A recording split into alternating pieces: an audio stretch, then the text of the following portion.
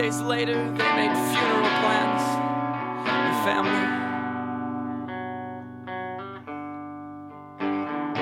3 days later, a mother had to bury her son.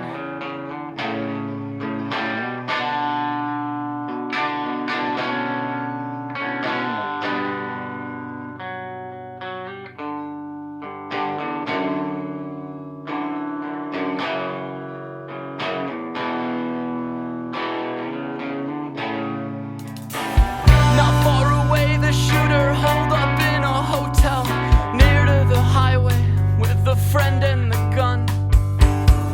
That same gun.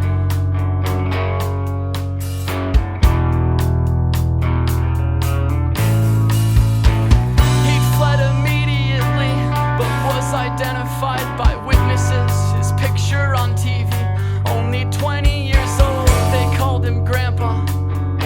He was older than the others by a year, maybe two, and he was safe for a while until somebody saw him there.